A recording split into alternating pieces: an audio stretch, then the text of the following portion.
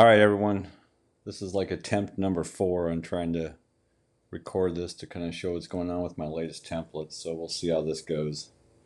I currently have my template set up and set. So you can see on the right hand side that it'll be, basically song 1, song 2, song 3, all the way through. I highlight the ones in pink that I feel are set up where I could circle or repeat easily. If there's a part of a song that I want to repeat that's not in pink, I guess I would have to go and recut the song so when I do repeat it that it's seamless and feels very fluid in what I'm doing. So before I set it up, I listen through, determine some places that are loopable, repeatable, and then that's how I set it up. And I set it up where basically I use a follow device. So if I want, I could go through and from start to finish hit one button and it'll basically run through the entire set. This one is about 45 minutes of music without hitting a single button. You could walk away from it and do what you're going to do. So hopefully that makes sense. Moving on. I also want to mention that we are a very small worship team, and we do not have a drum player. We do not have a bass player. We have a keyboard player, one, and then we also have myself on guitars, and I sing, and then we have a couple other people that sing, and that's it. So if you're wondering why I have all of these loops, then there is your answer. The other thing I want to mention is, so my interface is a PreSonus RM16. It's a 16 analog, total with 16 additional digital inputs. So as you can see, I'm able to run each channel through its own, almost its own channel, and that allows for better EQing, and it sounds really trick. One thing I've done recently that has helped a bunch is you can see I've added a little bit of EQ on my drums. And then one thing that has helped also is we do run stereo, and I've inserted these devices, and it seems to help add some space to what we're doing. So basically what I'll do is I'll go through and get everything set up, and I shut off a lot of these clips because you never know if someone doesn't show or if we have to do something different, then I don't have to go recreate the wheel. They're in there. I just quickly turn them back on. So that's why they're there. For repeating, you can see that we've got all of our tracks set up. This is a monitor mix that goes into the in-ears. We have cues, repeat cues. And the cues are basically the same, the same cues that come with the multi-track. The repeat cues are different cues. So if we were to repeat a section, and if you watch this area right here, if I go to repeat, then it mutes the one side and turns on the other side. So this lets the band know that we're going back to that same section. So hopefully that makes sense. And that's all. Hang on.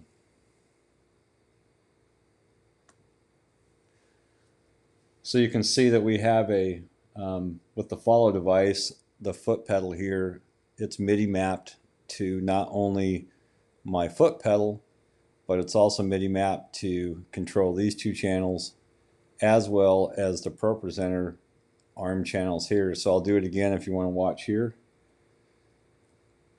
And what it does is it kills this channel when we go to repeat. So there's different cues for Pro Presenter. So it keeps whatever that section that we're looping, it keeps the lyrics in track as well. So hopefully that makes sense. Moving on.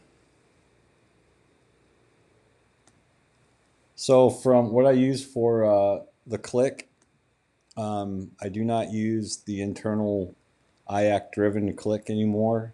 I find that this device that Will Doggett put together, just works slick. You can use different accents, different sounds, different count-ins.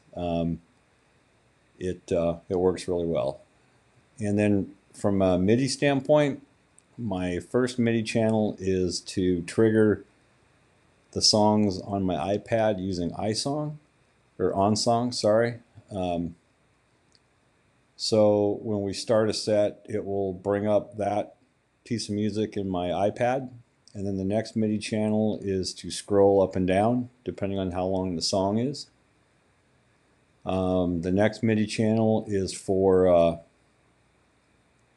my Voice Live 3, where I can change patches for guitar or voice at basically any time, for different parts of the song if need be. I've been playing predominantly with my acoustic lately, so I've been using the same patch for everything. But my Voice Live is synced to the tempo, so the delay is always on track with the tempo, so it works pretty good. Pro Presenter, I do all the Pro Presenter stuff as well through the template, and again, this is the main MIDI channel for Pro Presenter. If we don't do any changes, then it just follows that direction, and the different MIDI notes are in there to trigger Pro Presenter. So that works awesome. I've yet to have any type of failure on that at all. The next portion is the keys. And so what I do on the keys is, obviously for the pad step, we're using Omnisphere. And then on the piano sounds, using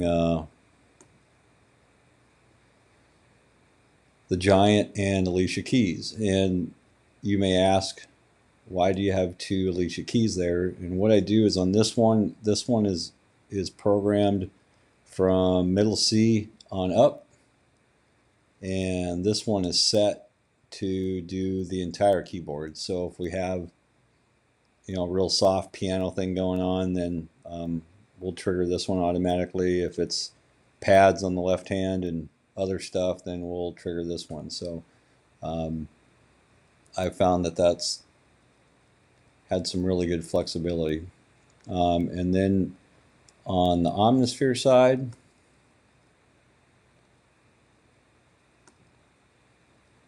I am in live mode, and I'll show you in a second that my chain selector is set up for to have them individually, but I found out, or I feel like this has more flexibility because I can turn on and turn off individually these pads based on where we're at in the song, and I'll show you that here in just a second.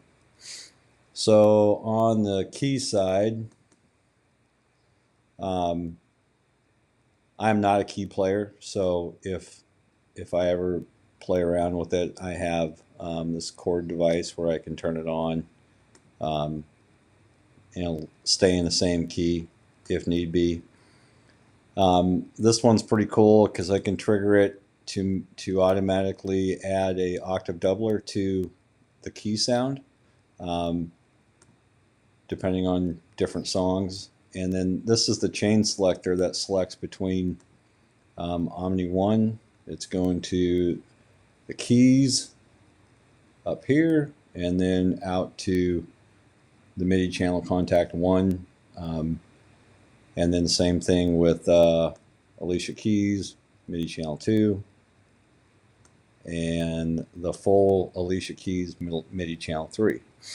So by using these MIDI clips, you can turn on and off your key sound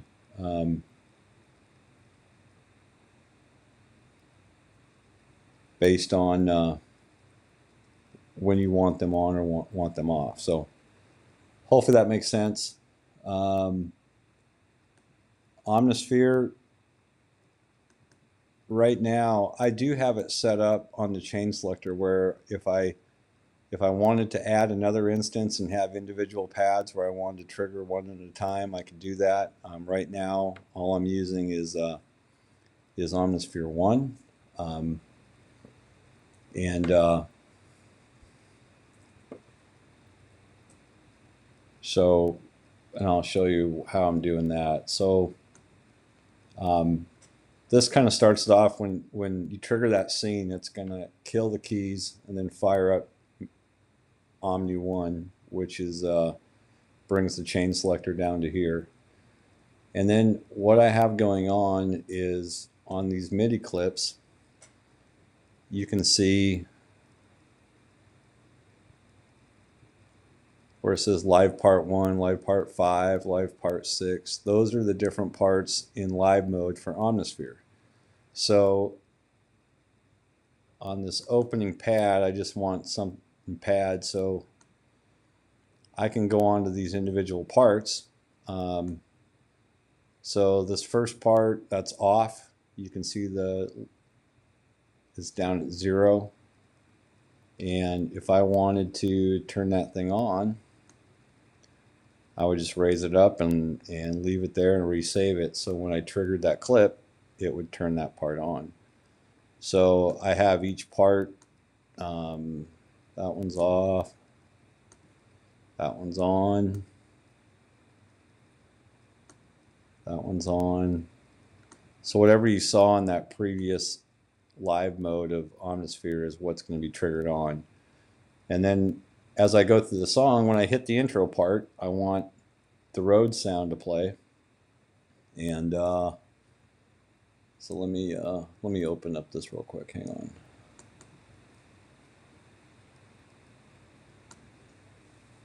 So you can see the different parts that we have, and so when I open up the set, we're going to have these 4 pads playing. And then I wonder if it'll stay on the screen. It will. So this is what I open up with. It's kind of like a real pretty pad. On the intro side, I'm dropping that part out. And then when I get to the chorus, I want to add the Rhodes part. When I get down to this part, when this scene triggers, it drops those out and it brings up those pads. And then back on Hosanna, it turns those on and off. So same thing on this song. Is real. It starts out real soft piano, so it drops anything bright out for a real warm background. It amps up a little bit on the chorus, so we're going to bring the Rhodes back in, and then the bridge kind of slows down quite a bit, so we're dropping the Rhodes out. And so hopefully that gives you an idea of how it works. I think it's a little bit better than we roll down to the next song, and it adds just the sounds that exactly what you want. So it is like super cool, super flexible. So I hope that explains it a little bit better than what I did before. Again, new at the video, so you have to bear with me. But I'm just kind of going through here, and you can see that the keys are over on this side, and right now I only have one instance of Omnisphere open. But depending on your computer, you could run multiple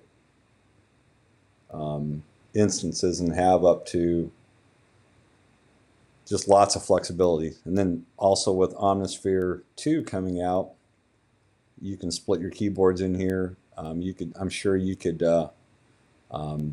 MIDI map